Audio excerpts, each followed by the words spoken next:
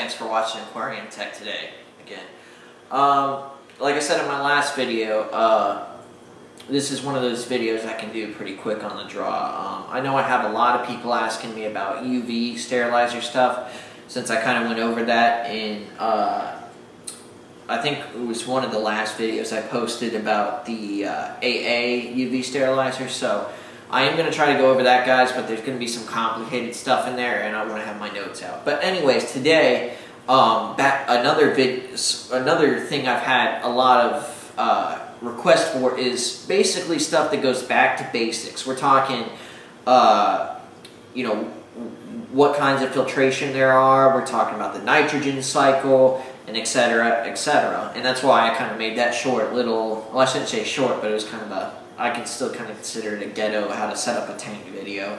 But anyways, today we'll cover the 3 types of filtration. Now I'm not going into different kinds of filters. I'm going into the basic forms of filtration. We're talking mechanical, chemical, and biological. Those are the 3 types of filtration there are when it actually comes to filtering your water. It's what you're going to have in your filter. You know, it's the types of media. Media is essentially the soul or the lifeblood of your filter. I mean, a filter without media is just a power head or whatever. You know, media is the essential part of a filter. So anyways, I've got some examples set out here, and I'll go over the basic definitions. Now, mechanical filtration is basically, for instance, let me get an example out here. One example I have here is, and it's actually a pretty good example, is the quick filter change for the AquaClear power heads. That's a good example. These are really fine mechanicals. They're actually considered water polishers, I believe. And when you hear the term water polisher, it actually just means it's a really fine mechanical filter. Like it filters out a lot of mechanical debris out of the water, but it clogs easily, and they're usually not very cleanable. Another good one I have here is, this is actually old, so I mean very, very old. I mean seriously, this is probably at least 15, maybe 20 years old. So it looks red, but the AquaClear sponges, they actually come white. But this is, and it's actually to this one right here. This is one of my first AquaClears, if not my first AquaClear. I don't even remember. But this is a sponge.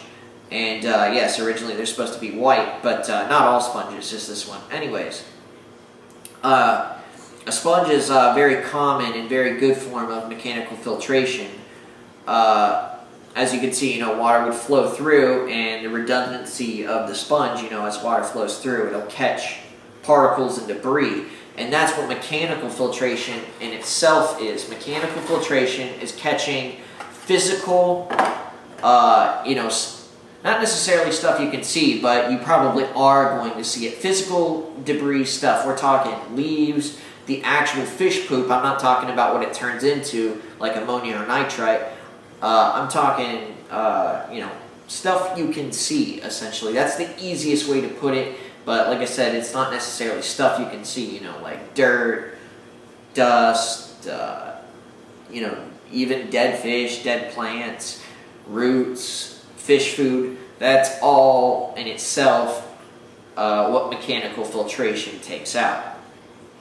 Then our next line of filtration, and probably the most complicated, is going to be chemical filtration. The most used form of chemical filtration is carbon, and I have a couple examples right here. Some of you people out there that have been doing this for a while, you probably use loose media like this. Maybe, maybe not. You know, it's not, doesn't really mean anything. But sometimes carbon comes like this. This happens to be empty, but some carbon will come like this. You know, you can buy it loosely, and that's with a lot of medias. Or most people probably just buy the cartridges. This is an AquaClear 110. Oops, AquaClear 110 cartridge of carbon. But although carbon is the most common form of chemical media used in filters, it's not necessarily the best, it's not necessarily the only thing you can use. In fact, there is a huge variety of medias out there. And just to have a couple that I have bags of, I've got the Fluval Lab Series Nitrate Remover. Let's see, I've got the ChemiPure Elite stuff. I've got Seachem's Pure Again, and that's actually all I have up here, but I've used way more than that, and there's a ton of it out there. There's a ton. All doing different things, everything from phosphate removing to nitrate removing, ammonia removing, you name it. I mean, it is out there. And most of the stuff, it kind of depends. Some of it you can buy loosely, but most of the specialized chemical stuff, as I would call it, and usually what I mean by specialized is something that doesn't come stock in your filter, or basically not carbon. You probably have to buy the bag for it. And in freshwater tanks, I'll give you a quick tip here. I'm not doing any kind of reviews like that right now. A quick tip here. As long as you have sufficient filtration in your tank, and remember there's no such thing as too much filtration, but usually the biggest thing you got to worry about is nitrates. Now that's usually why you do water changes, and that's basically why most of the chemical medias that aren't carbon that I have, it's going to be a nitrate remover, because I don't have problems with ammonia or nitrite. I have zero problems with that. And if you have a good filter, you should have zero problems with that too, unless you're overfeeding or something, but I'm not going to get into that right now either. Pure Again, this stuff is amazing. Seachem does a real good job with their chemicals and stuff. Just as a good general chemical filtration to either supplement or replace carbon is a very good thing. Anyways, moving along. Your third type of filtration is biological filtration.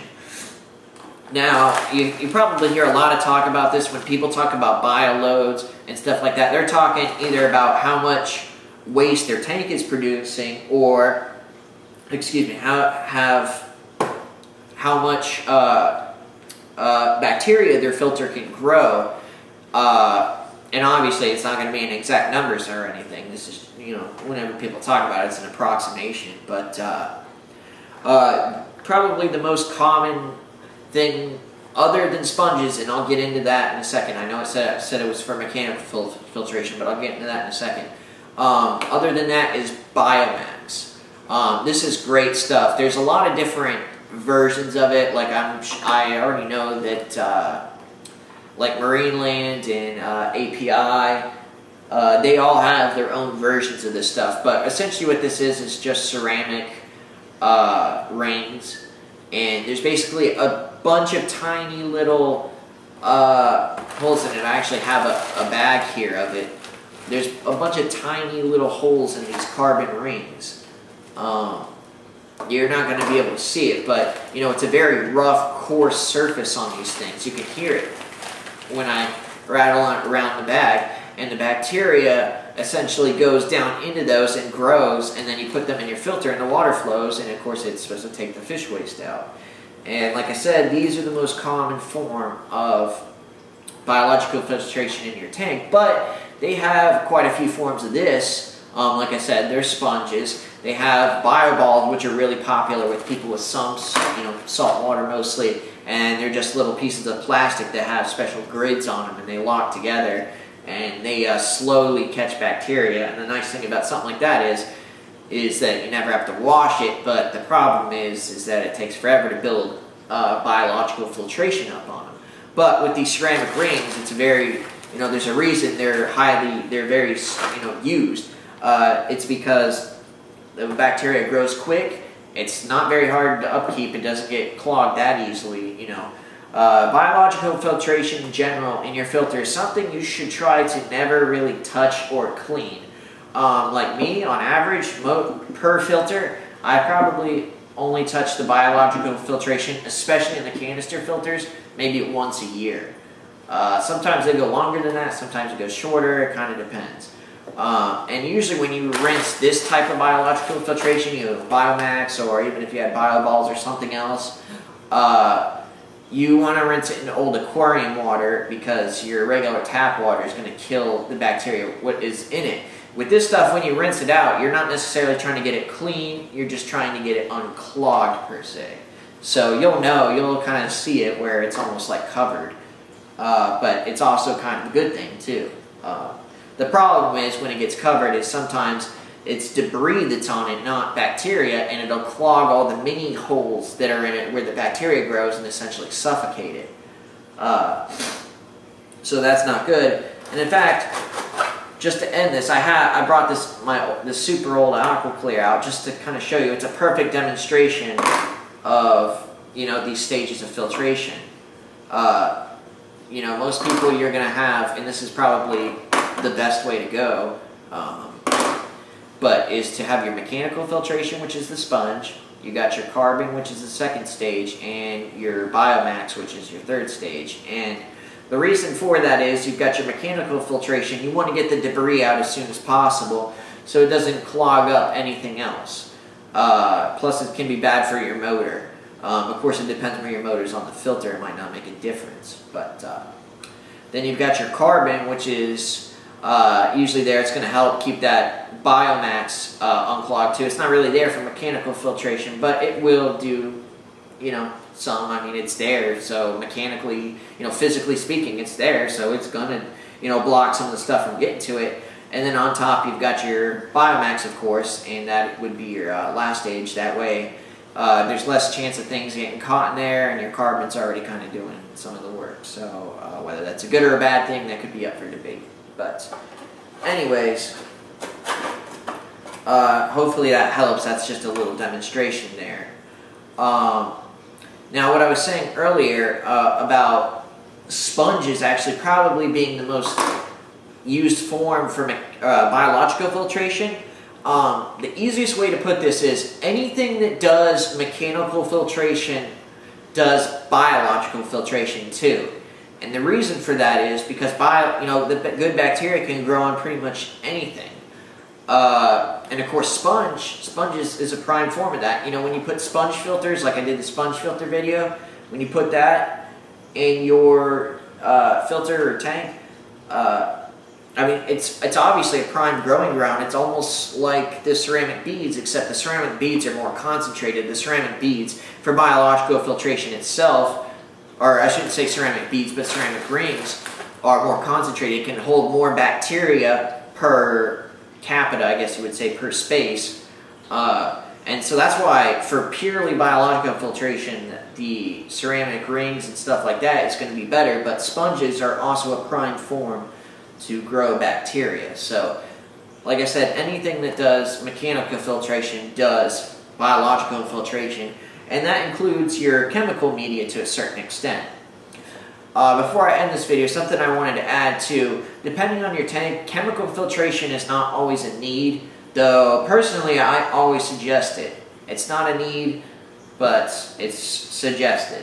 And like I did kind of smack on carbon a little bit, but carbon's not bad for your tank. No, it's not bad for your tank. It's good for your tank, but what I'm saying is it does a lot more than what most people put out there. At this point in time, I'd like to say carbon is probably pretty underrated as a media, but it does work. And another thing too, just to help you guys out, since most people are using carbon, for instance, like with the AquaClears, it's super easy. I could just take the carbon out. But, if you have something like the Bio Wheels or the Aquarium filter, it's all in that one cartridge, so you might not necessarily be able to do this. But what I suggest doing is if you have a carbon cartridge like that, usually on average you got to take it out about every 30 days. After 30 days, take it out. Now, of course, this is depending on your tank, but take it out. Rinse it under the hottest water you can get under your tap, and it'll kind of take like the top layer of dirt and crap off the carbon, and then you can reuse it for like another 30 days. So there's just a quick tip to put out there before I end this video. So anyways, guys, I hope this video helps you guys and answers all of your questions, but if you have any more, feel free to PM me. That's the best way to get a hold of me. Thanks for tuning in.